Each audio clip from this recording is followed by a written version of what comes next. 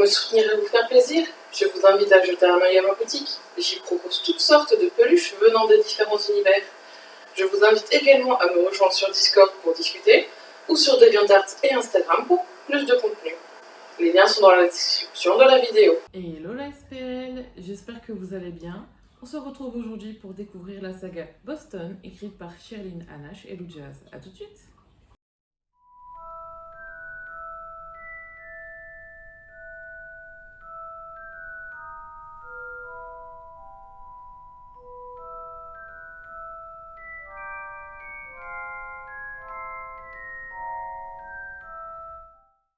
Boston est une saga composée actuellement de 2 tomes, Boston Affaire à terme et Boston Affaire de famille.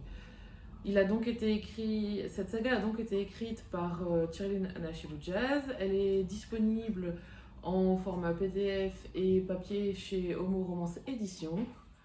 Nous allons tout de suite savoir de quoi ça parle car nous y faisons la rencontre de l'inspecteur Knox Blackwell qui est préposé aux cold cases, aux vieilles affaires comme on pourrait dire. Et ça commence donc avec l'enlèvement d'un garçon qui a eu lieu 10 ans auparavant et qu'elle doit résoudre. C'est une femme très pragmatique, très rationnelle, et lorsque son équipier lui dit qu'une médium nommée Catalina a des informations sur cet enlèvement, elle n'en croit pas ses oreilles. Mais cette rencontre pourrait peut-être apporter plus de choses pour elle qu'elle ne l'espérait.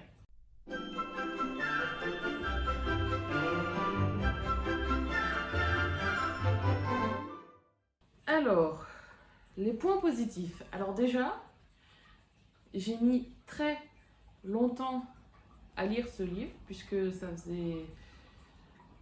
On l'avait acheté en e-book au début de l'année 2020, il me semble. Mais quand ma chérie m'a dit que c'était une histoire, un roman policier avec une trame paranormale, j'ai eu du mal à m'y mettre puisque ce sont deux thèmes dans la littérature avec lesquels j'ai beaucoup de mal, parce que les romans policiers, comme j'ai déjà pu en parler, c'est un peu trop violent pour moi. Je n'aime pas quand c'est sanglant, quand on est à la course au psychopathe le plus tordu possible. Et le paranormal, tout ce qui est chasseur de fantômes, tout ça, c'était pas quelque chose qui me plaisait, donc j'ai eu du mal à me lancer. Puis je me suis dit, bon, ces auteurs t'ont jamais déçu, donc lance-toi et lis-le et puis tu verras bien. Alors c'est ce que j'ai fait. Et j'ai pas été déçue du tout, du coup, bien au contraire. Je vais essayer déjà Je vais essayer de décortiquer un peu tome par tome pour être un peu plus objectif, puisque les 2 tomes sont très différents. Donc la partie commune aux 2 déjà, c'est d'un point de vue de la forme, leur style d'écriture est toujours aussi bien, les auteurs sont fidèles à elles-mêmes, ça se lit bien, c'est fluide, il y a des bonnes formulations et on n'a pas de lenteur à certains moments, on ne s'ennuie à aucun moment, donc ça je trouve ça très bien. Ensuite, comme j'expliquais, ces 2 tomes sont très différents puisque le premier se passe à Boston, donc c'est dans une cité avec une ambiance donc de grande ville, etc. Tandis que le deuxième se passe au Texas dans un ranch, donc on a un aspect country assez fun, mais diamétralement opposé à l'ambiance proposée par le tome 1. Ce qui est assez intéressant, on ne peut pas le nier puisque ça apporte une vision des choses et de la situation vraiment très différente suivant l'endroit où elle se trouve. Dans le tome 1, ce que j'ai beaucoup aimé particulièrement, c'est l'intrigue policière pour le coup. Aussi bizarre que ça puisse paraître par rapport à mes goûts de lecture, c'était vraiment bien écrit et pas prévisible. On n'a pas deviné, parce que intrigue policière, on se doute bien qu'il y a un tueur dans l'équation. On ne devine pas qui est le tueur dans les premières pages, c'est vraiment bien amené. Et alors certes, même s'il y a des passages un peu violents, on va dire, ou un peu sensibles, ça reste assez bien amené, ce n'est pas cru et ça n'est pas là pour choquer les gens. Donc ça, j'ai apprécié parce que c'est vraiment quelque chose que je ne supporte pas, que ce soit dans les livres, dans les séries ou dans quoi que ce soit d'autre. que j'ai bien aimé également, c'était la relation entre l'inspecteur Knox, du coup, et une autre femme qui s'appelle Michaela. Je n'en dirai pas plus pour vous laisser le plaisir de le découvrir, mais j'aimais vraiment cette relation que j'ai trouvée émouvante. Voilà, je n'ai pas d'autres termes pour mieux le décrire sans vous gâcher le plaisir. En parlant de Michaela, j'adore ce personnage qui est... Son caractère et sa façon d'être, j'ai adoré la façon dont elle a été décrite. Je crois même que c'est mon personnage préféré dans l'histoire. Et ce qui est bien également, c'est que les intrigues secondaires dans ce livre sont également intéressantes. Je pense notamment à la partie vie privée de Catalina, qui est donc le deuxième personnage principal de l'histoire avec l'inspecteur Blackwell. Cette partie-là, on n'est pas dans du psychodrame assez cliché et classique, et pourtant ça reste quand même intéressant et toujours bien amené, donc c'est quelque chose que j'ai apprécié. Et dans la même optique, la psyché et la psychologie de l'inspecteur Blackwell est très bien construite et très réaliste, et on en oublie parfois qu'on est dans un roman avec des personnages fictifs. Donc c'est ce que j'ai bien aimé. Alors, est-ce que j'ai fait le tour, je pense, du tome 1. Donc sur le tome 2, comme je le disais, donc on est au Texas dans une ambiance très ranch. C'est complètement et diamétralement opposé au tome 1, ce qui, dans un sens, apporte des situations assez drôles, surtout qu'on y rencontre la famille de l'inspecteur Blackwell, puisque elle est texane à l'origine. Et sa relation avec sa famille est assez comique par moments, et pareil, c'est complexe. Et... Oui, bonjour Saito, merci de me laisser finir. C'est assez complexe et j'ai perdu le fil. Donc les relations avec sa famille sont assez comiques, mais parfois assez complexes. Comme elle s'entend bien avec sa famille, mais en même temps, forcément, il y a des moments où c'est plus difficile. On ne peut pas non plus toujours s'entendre avec tout le monde. Il y a des moments un peu tendus parfois, mais ça reste bien construit. Et ce que j'aime bien également dans ce tome, c'est la dimension historique de l'intrigue, puisque cette fois, on va enquêter, en quelque sorte, sur une affaire vieille de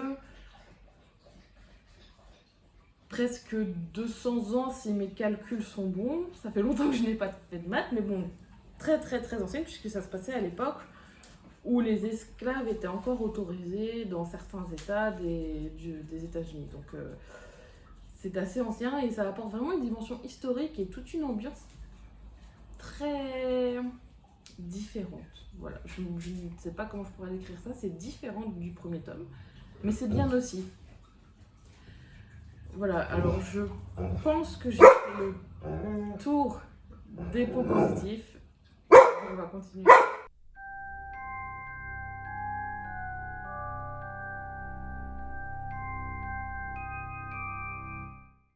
Alors, pour les points négatifs, c'est assez complexe à expliquer puisque j'ai pas trouvé vraiment de points négatifs, de dimension dans l'histoire vraiment perturbante au point de gâcher ma lecture, ce qui a pu arriver dans certains livres. Il y a juste un aspect, je dirais pas que c'est perturbant parce que c'est un peu fort comme terme, peut-être plutôt interloquant, même si je sais que ce mot n'existe pas, mais j'essaie de trouver quelque chose d'approchant. C'est le fait que comme l'ambiance dans les deux tomes est très différente, et entre l'aspect citadin et l'aspect campagne, texan, country, je trouve que le caractère des personnages change aussi radicalement et il n'y a pas beaucoup d'évolution par rapport à là-dessus. Et bon, bien évidemment, il y a le fait que le changement de décor change aussi la façon d'être des personnages. Parce qu'une personne peut très bien avoir plusieurs facettes. C'est le cas par exemple de l'inspecteur Blackwell qui est l'inspectrice bon chic, bon genre à Boston et la cowgirl par excellence quand elle est au Texas.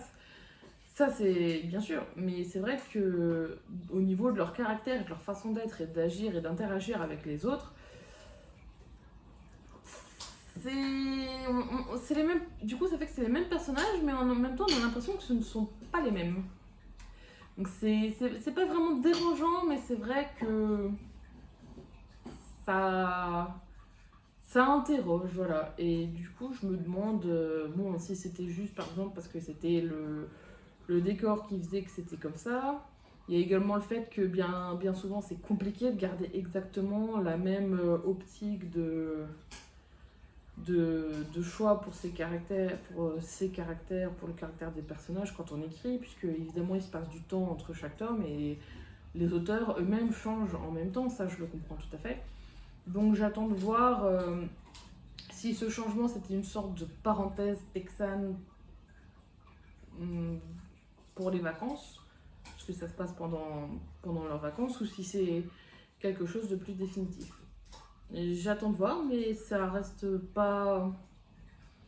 C'est pas non plus un grand défaut en fait, c'est plus une interrogation sur ce changement de caractère. Mais voilà, le livre reste très bien et ce n'est pas ça qui le rend moins bon, loin de là.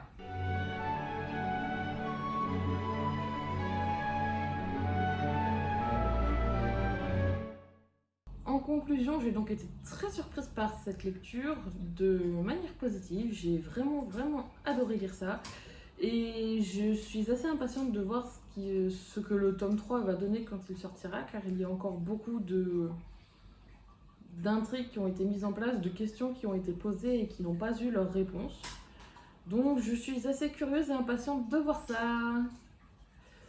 J'espère que cette vidéo vous a plu. Si c'est le cas, n'hésitez pas à mettre un petit pouce bleu, à vous abonner, mettre la cloche pour avoir les notifications.